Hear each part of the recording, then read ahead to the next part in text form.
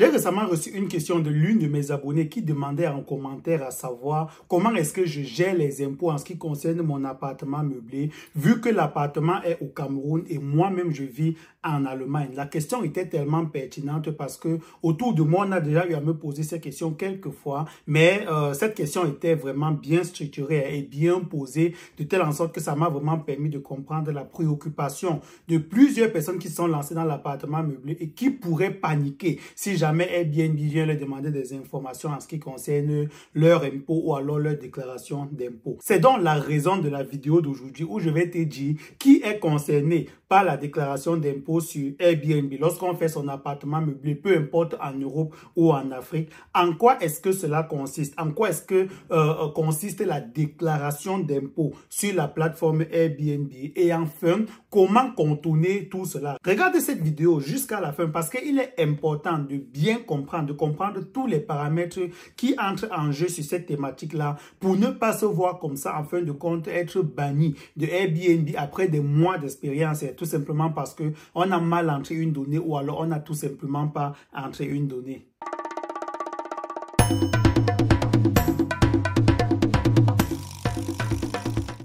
Bonjour à toi qui me regarde, mon nom c'est Douglas Fokam, promoteur de la chaîne Réalité Afro Business. Si tu n'es pas encore abonné sur cette chaîne ou alors si tu es nouveau sur cette chaîne, ici on partage les réalités du business sur le continent africain. Beaucoup de personnes se sont lancées ou alors beaucoup de personnes veulent se lancer, n'est-ce pas, dans le business sur le continent africain. L'éveil est réel, mais très peu de personnes sont réalistes. Très peu de personnes ne connaissent pas les réalités du business, les réalités de l'afro-business sur le continent africain. Raison pour laquelle j'ai créé cette chaîne pour pouvoir partager avec toi les réalités de mon business qui est l'élevage et l'appartement meublé et aussi les réalités du business de beaucoup d'autres entrepreneurs. Abonne-toi si cela n'a pas encore été fait et si tu es abonné, je t'invite à partager cette vidéo ainsi que les autres contenus autour de toi sur les statuts WhatsApp pour pouvoir aider les autres personnes comme ça à être un peu plus réalistes lorsqu'ils s'en vont investir en Afrique.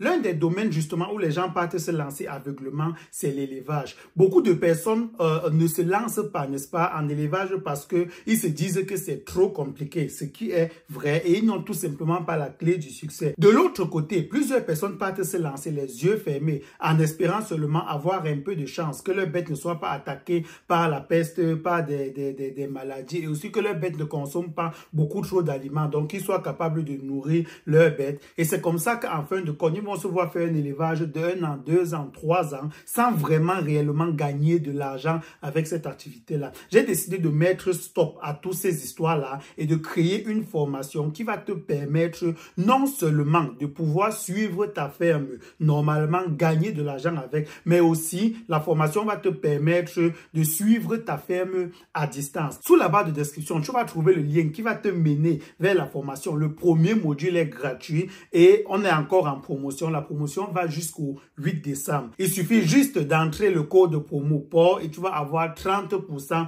de réduction. C'est une formation qui va changer littéralement ta vie et va te permettre d'enfin gagner de l'argent avec l'élevage de porc, comme c'est mon cas. Qui est donc concerné par la déclaration d'impôt? Déjà, ça concerne tous ceux qui ont un compte sur Airbnb et qui ne sont pas juste des voyageurs. Dès lors que tu as un compte sur Airbnb et qu'en plus d'être un potentiel voyageur, tu as un objet, un appartement ou un studio sur Airbnb que tu as meublé, tu as mis en location pour pouvoir avoir des revenus, Airbnb va commencer à checker s'il ne devrait pas t'envoyer un message pour te demander de penser à la déclaration d'impôt. Maintenant, à qui est-ce que Airbnb va envoyer le message en fin de compte? Airbnb va envoyer le message à deux catégories de personnes. La première catégorie de personnes, c'est ceux-là qui vivent dans un pays de l'Union européenne ou alors un autre pays comme l'Albanie, la Suisse, l'Afrique du Sud, l'Italie, etc. Donc, ces pays-là, essentiellement les pays de l'Union européenne, ces pays-là, lorsque tu vis déjà là-bas et que peu importe où tu as ton logement, Airbnb va te demander que, oh monsieur, oh madame, il faut penser à déclarer les impôts. La deuxième catégorie de personnes maintenant, c'est ceux qui vivent, peu importe où ils vivent dans le monde, aux États-Unis, au Cameroun, en Côte d'Ivoire, au Congo, peu importe, au Bénin, peu importe où vous vivez, dès lors que vous avez déjà un objet qui est identifié dans un pays de l'Union européenne ou alors les autres pays que j'ai cités plus tôt, l'Albanie, la Suisse, l'Italie, l'Afrique du Sud, etc.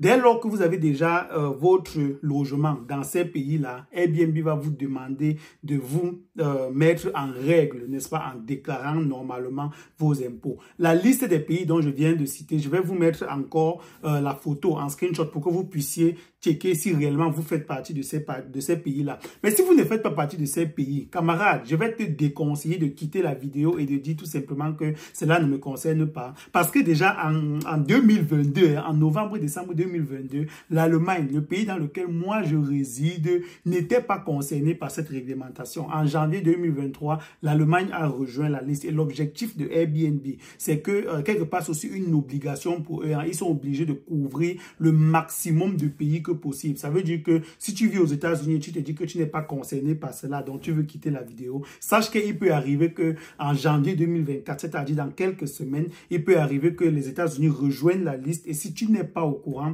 et peut-être tu ne checkes pas, n'est-ce pas, ton compte Airbnb, tes notifications Airbnb, tu peux venir un matin que tu avais peut-être des invités qui devaient arriver, ça devait te rapporter de l'argent. Tu viens un matin, tu trouves que Airbnb t'a banni simplement de leur application parce qu'ils supposent que tu n'es pas réglementé. Dans la deuxième partie de cette vidéo, on va voir en quoi consiste la déclaration d'impôts. Contrairement à ce qu'on peut penser, Airbnb ne va pas aller au service des impôts, déclarer les impôts à ta place, ou alors Airbnb ne va pas venir te couper directement de l'argent qu'il va aller déclarer les impôts avec. Non, Airbnb a tout simplement de tes informations de base, les mêmes informations que tu donnes aux contribuables. C'est ces informations-là dont Airbnb a besoin. Essentiellement, ton numéro d'identification des impôts. Je ne sais pas si c'est comme ça qu'on appelle cela dans ton pays, mais en Allemagne, ils appellent cela le Steueridentifikationsnummer, donc le numéro d'identification d'impôt. Lorsqu'ils ont ce numéro-là, ils ont ton adresse, n'est-ce pas, de ta résidence principale et ils ont déjà la liste de tous les clients, de tous les invités qui sont arrivés chez toi avec essentiellement combien est-ce que cela t'a rapporté. Lorsqu'ils ont toutes ces informations-là, en janvier de chaque année, c'est-à-dire peut-être en janvier 2024, ils vont prendre ces informations en ce qui me concerne et ils vont, avec le numéro d'identification, ils vont pouvoir savoir exactement quel service d'impôt est impliqué, n'est-ce pas, dans mon cas, en fonction de mon adresse. Ils vont envoyer ces informations-là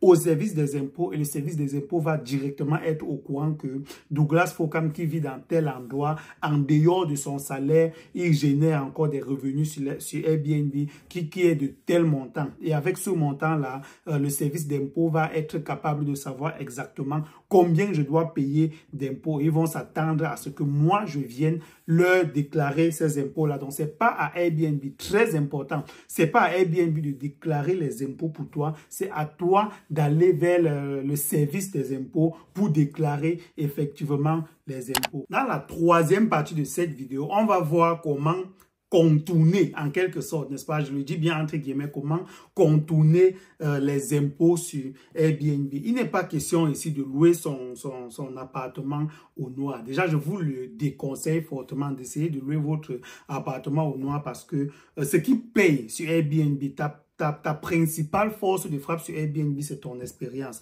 Tu ne peux pas prendre le temps de construire une bonne expérience sur Airbnb où à chaque fois que quelqu'un est à la recherche d'un logement dans ta ville, c'est ton appartement que Airbnb propose. Et tu te retrouves comme ça du jour au lendemain, soit banni, soit avec des restrictions sur Airbnb. C'est tout simplement dommage. Donc, dès la base, dès lors que tu as lancé ton activité, ou alors, même si tu as déjà lancé ton activité il y a longtemps, essaye déjà dès aujourd'hui, après cette vidéo, de te mettre en règle sur Airbnb parce que d'un côté aussi, c'est le business de quelqu'un avec lequel lui, il gagne son argent. Ton logement, c'est le même business aussi avec lequel toi, tu gagnes ton argent. Donc, comme tu t'attends à ce que le client qui rentre chez toi soit fiable, c'est comme ça que toi qui es le client de Airbnb, Airbnb s'attend aussi à ce que tu sois fiable. Maintenant, comment éviter de payer les impôts? C'est le bon terme qui va avec le fait de contourner les impôts. Et comment éviter de payer les impôts? Ici aussi, il y a deux catégories de personnes. Première catégorie de personnes, c'est le particulier. Deuxième catégorie de personnes, c'est les petites entreprises, les moyennes ou alors les grandes entreprises, donc les entreprises quoi. Dans la première catégorie de personnes qui est les particuliers, n'est-ce pas? Ici, tu as deux possibilités. La première possibilité ici, c'est quoi? La première possibilité ici, c'est de dire que les impôts, n'est-ce pas, que je vais payer sur chaque logement, donc sur chaque entrée des clients dans mon logement, je vais repartir cette dépense-là sur le client. Donc, ça veut dire quoi? Ça veut dire que si tu as au cours de l'année, hein, on prend juste un exemple, je te souhaite bien sûr plus de clients, mais si tu as au cours de l'année 10 clients, ça veut dire que sur les 10 clients, chacun doit payer 10 € à chaque fois, ou plus en fonction du nombre de nuits. Mais si chacun doit payer 10 € à chaque fois, ça va faire, en fin d'année, ça va te faire 100 €, n'est-ce pas, pour les 10 clients d'impôts que tu dois payer. Maintenant, si c'est que tu es dans les paramètres standards, ça veut dire que le service des impôts va s'attendre en fin d'année à ce que tu viennes leur remettre 100 € qui correspondent aux impôts que tu auras payés sur ton logement qui t'a rapporté de l'argent. Mais pour éviter cela, tu peux maintenant dire que toi, tu ne veux pas porter seul les 100 €, tu veux repartir les 100 € sur 10 € chacun sur le client. Donc, tu vas donner la possibilité comme ça au client. Ça veut dire quoi, donner la possibilité? Tu vas exiger du client que pour louer ton logement, qu'il paye les impôts à ta place. Cela est possible, ce n'est pas caché dans les paramètres de Airbnb, aller dans les paramètres, mon compte, fouiller un peu et puis tu vas trouver comment régler cela.